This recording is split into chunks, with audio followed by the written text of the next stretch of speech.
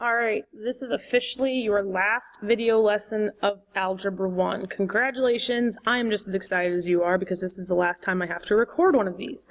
So, we are going to finish the year with final work with quadratic equations. And your aim today is still working with the quadratic formula, but the only difference is that we're going to talk about what happens when we have to set our equation to 0 first. Okay? So, your aim is that I can solve quadratic equations using the quadratic formula while remembering to set the equation to 0 first. You now have a large variety of ways to solve quadratic equations. For example, you can do factoring. We didn't learn completing the square, so we can ignore that, and the quadratic formula. So two ways we've learned how to solve is by factoring quadratic formula. In each application, it's essential the equation that we are solving is equal to 0. If it isn't, some minor manipulation might be needed. So exercise 1 is going to introduce that minor manipulation. Solve each of the following quadratic equations using the required method. First, arrange this equation so they're set equal to 0. So what that means is that if I need to set it equal to 0. Right now it's equal to this 8x minus 2. So I have to get this 8x minus 2 to a 0. I can't just put equals 0 here. Don't do that. That's not okay. You can't just add that 0 at the end. Instead, you have to start by doing inverse operations. So I'm going to first add the 2 over. That's on both sides. 2 is a like term with this negative 12. So this becomes x squared plus 5x minus 10 equals 8x. Okay? Now these cancel out, and now my next step is to subtract the 8x. Now this side cancels out to 0, there's nothing left, and this side becomes x squared minus 3x minus 10. Okay? Now this says solve by factoring, so factoring is another way of saying use the x method. So I'm going to use the x method. So I'm going to make my x. On top goes the negative 10, and on bottom goes the negative 3. And I've done this so many times that I know my two factors are going to be negative 5 and positive 2. 2 minus 5 is negative 3, and negative 5 times 2 is negative 10. So my answer here is going to be x plus 2 times x minus 5 equals 0. And then I have to set each of these equal to 0 to get my solutions and solve them.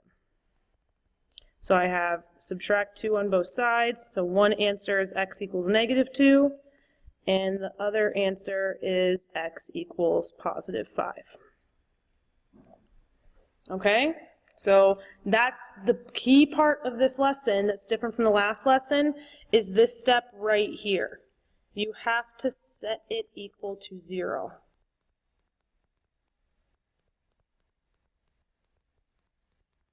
Okay? So let's take a look at letter B. Same thing, solved by factoring. Is this equal to 0? No, it's equal to negative 3x plus 4. I'm going to scroll up here. So I've got to start by getting rid of what's on the right. Subtract the number first. That cancels out. Combine it with the like term. So I have x squared minus 15x. 24 minus 4 is 20.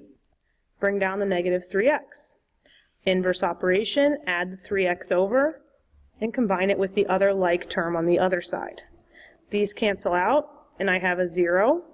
And x squared, negative 15 plus 3 is negative 12x, plus 20 equals 0.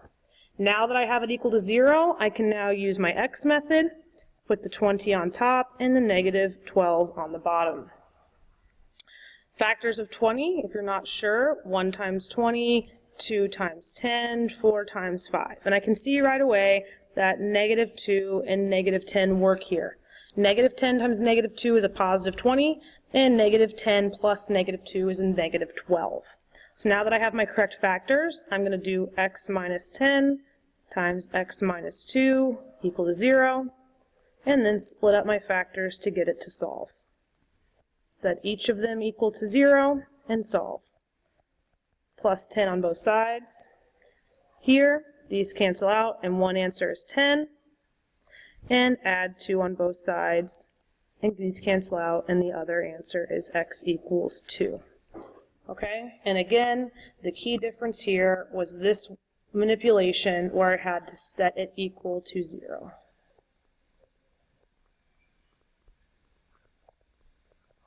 Okay? So letter C now says, solve using the quadratic formula and express your answers to the nearest tenth. This means it wants a decimal. Okay, so when I start to solve this, at the very end, I'm going to have to use my calculator and get a decimal.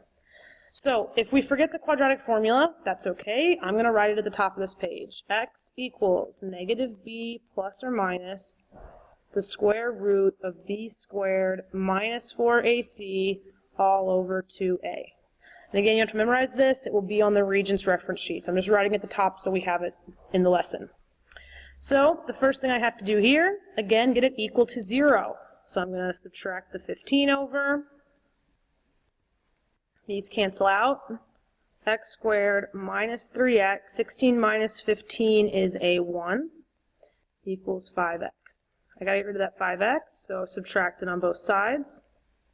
These cancel out to a 0, and I get x squared minus 8x plus 1 equals 0. Okay, now normally I do the x method, but what does this question want me to use? The quadratic formula. So I'm going to go ahead and define a, b, and c. A in this case is 1, so I have a equal to 1. The next one, b equals negative 8. And c is equal to 1.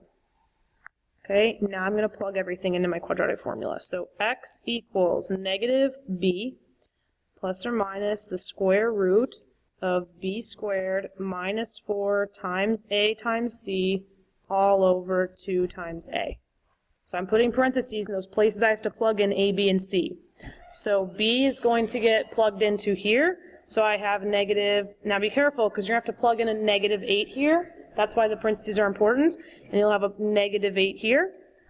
A is positive 1, so we're going to have a 1 here and a 1 here.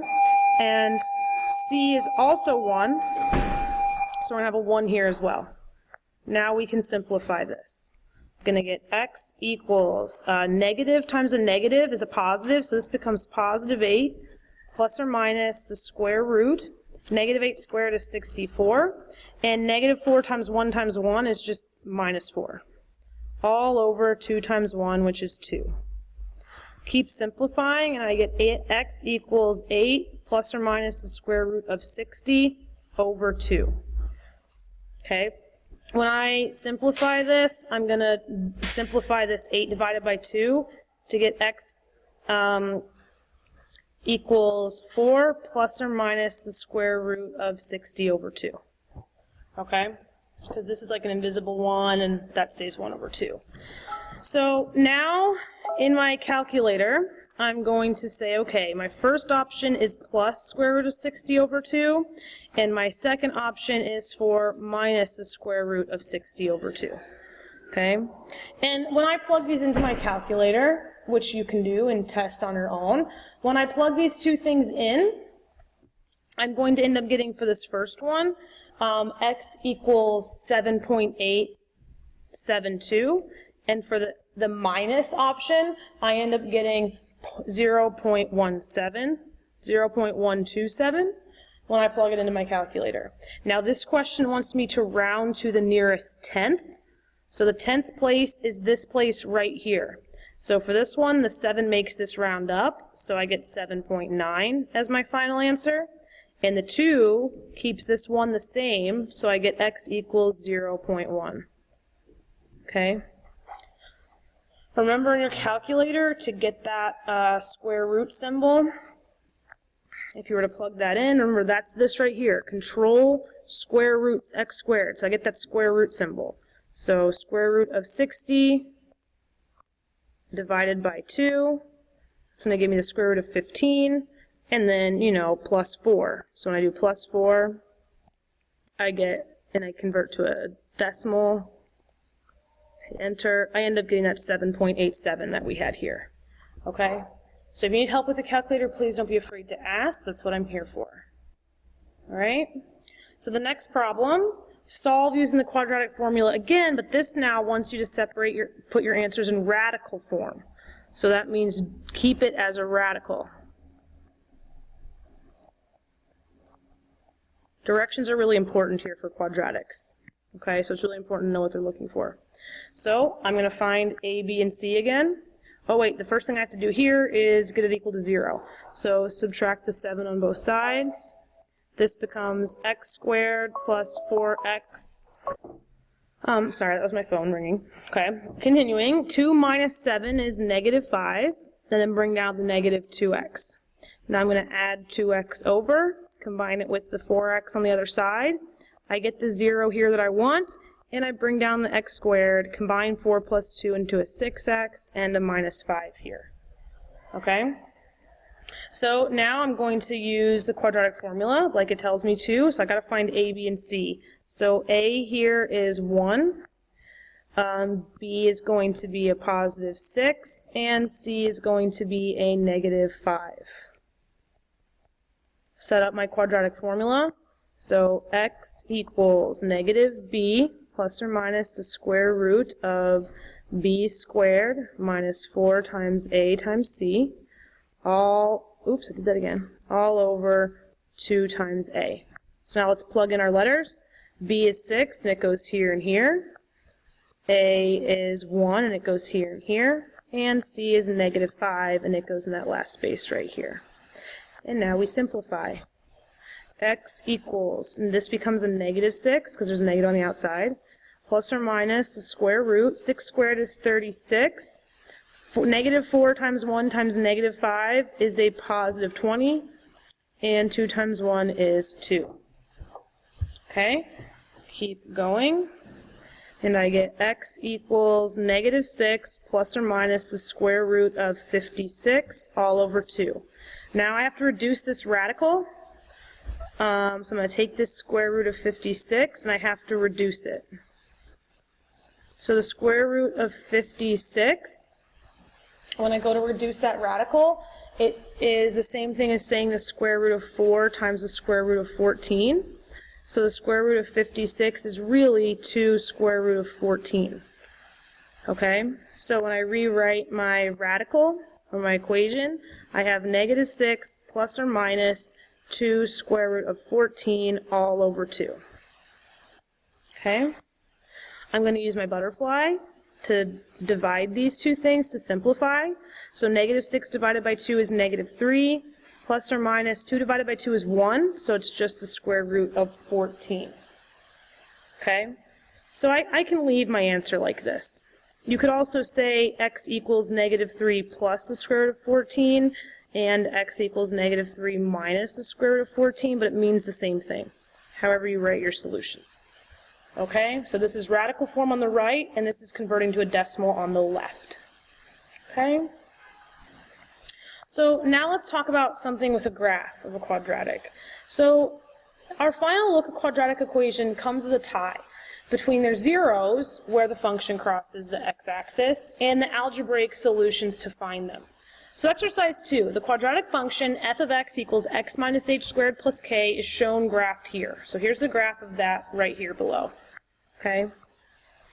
So I'm going to circle this in green. And this graph is right here, okay, in green. All right, what are the values of h and k? So to figure out the values of h and k, I have to think about shifting from this point. So from this point to this point, how many do I go? So I'm going 2 to the right, and how many up? 1, 2, 3, 4 up. So 2 to the right and 4 up means that I have an equation that's going to look like this. F of x equals x minus 2, because remember here, when we go to the right, we have to switch the sign. So shift 2 to the right means we have x minus 2, and a shift 4 up means I have the plus 4. So my values of h, that means h has to equal 2, and k is going to equal 4.